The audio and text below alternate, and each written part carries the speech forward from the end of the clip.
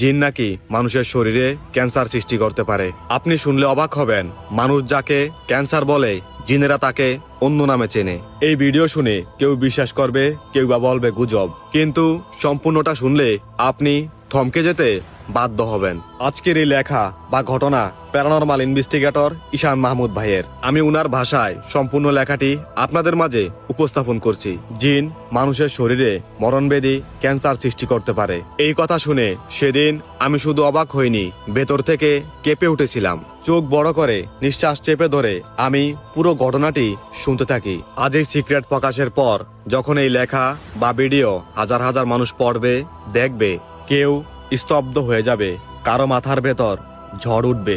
আর যারা জিনের অস্তিত্বই অস্বীকার করে তারা একে আষাঢ়ে গল্প বলে উড়িয়ে দেবে। কিন্তু একটা কথা নিশ্চিত করে বলছি, পুরো ঘটনা শুনলে অবিশ্বাসীরাও অন্তত একবার ভয়ে চুপ হয়ে যাবে। কিছুদিন আগে একজন বয়সজ্যেষ্ঠ, প্রখ্যাত ও অত্যন্ত গ্রহণযোগ্য আলেম আমাকে ফোন দেন। কণ্ঠ ভারী, যেন বুকের ভেতর বহু বছরের চাপা ভয় জমে আছে। তিনি বলেন, আমার জীবনের শেষ প্রান্তে এসে এমন একটি ঘটনা বলতে যাচ্ছি যা বলতে আমাকে বহু বছর ধরে আমার সঙ্গে থাকা জিনরা নিষেধ করেছে। কিন্তু আমি চাই বাংলাদেশ প্যারানরমাল ইনভেস্টিগেটররা এটি জানুক, গবেষণায় লাগুক, মানুষ উপকৃত হোক। তিনি বলেন, কামিল ফাঁস করার কয়েক বছর পর একদিন তাহাজ্জুদের নামাজ শেষ করে ঘুমিয়ে পড়েন। সেই রাতে স্বপ্নে এক বৃদ্ধ আসে।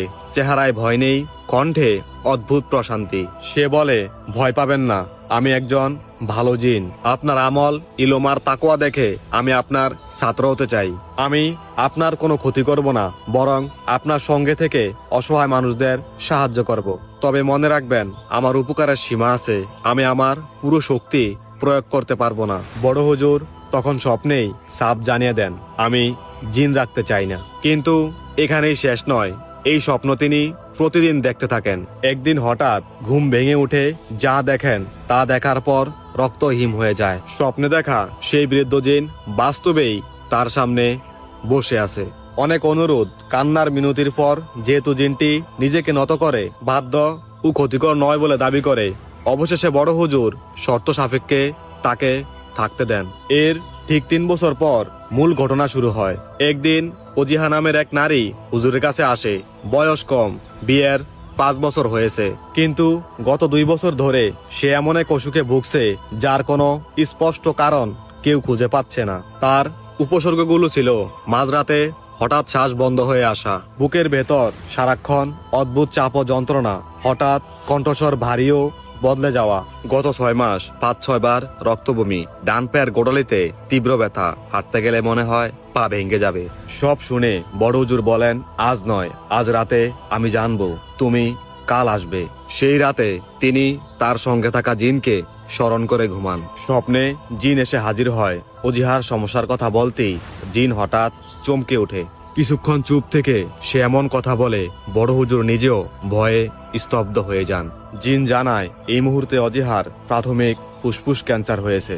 কিছুদিনের মধ্যে এটি ভয়ঙ্কর স্টেজে যাবে, ঠিক তার মার নানির মতো। হুজুর থমকে যান, কারণ অজিহা কখনো বলেনি তার মা ও নানি কিভাবে মারা গেছে। তিনি জিজ্ঞেস করেন, জিন কিভাবে জানলো, আর জিন কিভাবে মানুষের শরীরে ক্যান্সার সৃষ্টি করে।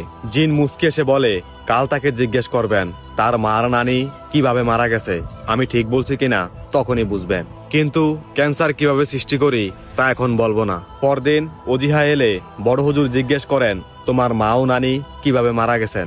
অজিহার চোখে পানি চলে আসে। আমার নানি ক্যান্সারে মারা যান, কয়েক বছর পর আমার আম্মুও ক্যান্সারে মারা যান। এই কথা শুনে বড় হুজুর আর কিছু বলেন না, শুধু বলেন, তুমি 3 দিন পর আবার আসবে, একদিনও মিস করবে না। এই 3 দিন বড় হুজুর অস্বাভাবিকভাবে বেশি আমল, নফল নামাজ ও দোয়ায় ডুবে যান। এক রাতে তাহাজ্জুদের সময় জিন এসে জিজ্ঞেস করে, আপনি এত আমল করছেন কেন? হুজুর বলেন, অজিহার আরোগ্যের জন্য শক্ত কাফফারা দিচ্ছি। তখন জিন গম্ভীর কণ্ঠে বলে, যে মানুষ অন্যের আরোগ্যের জন্য নিজেকে ভেঙে ফেলে, আমি তাকে সাহায্য করব। আজ আপনাকে আমাদের সবচেয়ে ভয়ঙ্কর গোপন কথা বলবো। জিন বলে, মহান রব আমাদের এমন ক্ষমতা দিয়েছেন, আমরা বাতাসের চেয়েও অদৃশ্য হতে পারি। আমাদের মধ্যে যারা খারাপ তারা মানুষের শরীরে দীর্ঘদিন বসবাস করে ভয়ঙ্কর রোগ সৃষ্টি করতে পারে। তারপর সেই বাক্য যা শুনলে বুকের ভেতর কাঁপুনি ধরে। মানুষ আজ যাকে ক্যান্সার বলে আমরা তাকে বলি আগ্রিজা। মানুষ যখন এই রোগের নামই জানতো না তখন আমরা নিষ্ঠুপে আগ্রিজা দিয়ে লক্ষ লক্ষ মানুষকে মেরে ফেলেছি। এটা শোনার পর হুজুর শিউরে উঠেন। জিন আরো বলে, খারাপ জিন প্রথমে নারী জিন দিয়ে পুরুষকে আর পুরুষ জিন দিয়ে নারীকে আসক্ত করে। যদি সে মানুষটি ধর্মজ্ঞানহীন হয়, আমলহীন হয়, তাকে ধীরে ধীরে দুর্বল করা হয়। তারপর আসে সবচেয়ে ভয়ঙ্কর অংশ।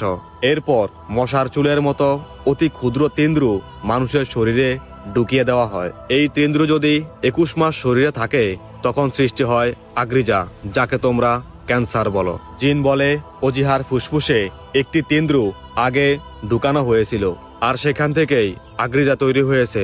গতকাল সেটি বের করা হয়েছে। এখন ডাক্তারি চিকিৎসা ছাড়া আর কোনো উপায় নেই। আর তার পায়ের গোড়ালিতে যে তেন্দ্রু আছে ওটা নতুন। চাইলে কোনো আমলদার মানুষ নির্দিষ্ট একটি আমল ফোড়ে কপালে ফু দিয়ে 3 বার মালিশ করলেই মুহূর্তেই সেরে যাবে। পরদিন অজিহা এলে বড় হুজুর প্রথমে তার সঙ্গে থাকা জিনকে তাড়াতে চাইলেন। জিন রাজি না হওয়ায় তাকে বোতলে বন্দি করেন। তারপর জিনের শেখানো আমল ফোড়ে অজিহার কপালে ফু দেন, পায়ে মালিশ করেন, মুহূর্তেই ব্যথা উদাও। এরপর অজিহাকে বলেন, তুমি ফুসফুস বিশেষজ্ঞ ডাক্তারের কাছে যাবে, দেরি করবে না।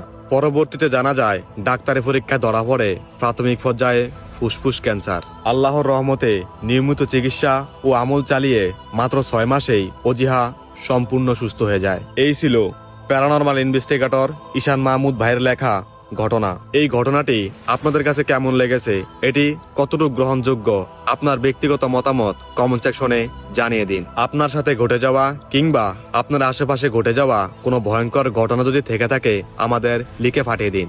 ঘটনা সিলেক্টেড হলে আমরা অবশ্যই সেটি প্রচার করব। গত ভিডিওতে যারা দূর দূরান্ত থেকে অথবা দেশের বাইরে থেকে আমাদের দেখছিলেন, আমাদের কমেন্টস করেছিলেন, তাদেরকে মেনশন করি। ওমান থেকে নাসিমুল ইসলাম, মাদারীপুর থেকে ইসমাইল আহমেদ, বাগেরহাট থেকে তানিয়া আহমেদ, চট্টগ্রাম থেকে ইমতিয়াজ আহমেদ সানি, সৌদি আরব থেকে সুমন খান, ওমান থেকে আবরার হোসেন ওজিল, গাজীপুর থেকে আরিয়ান আহমেদ আসিফ, গাইবান্ধা থেকে অনামিকা রায়।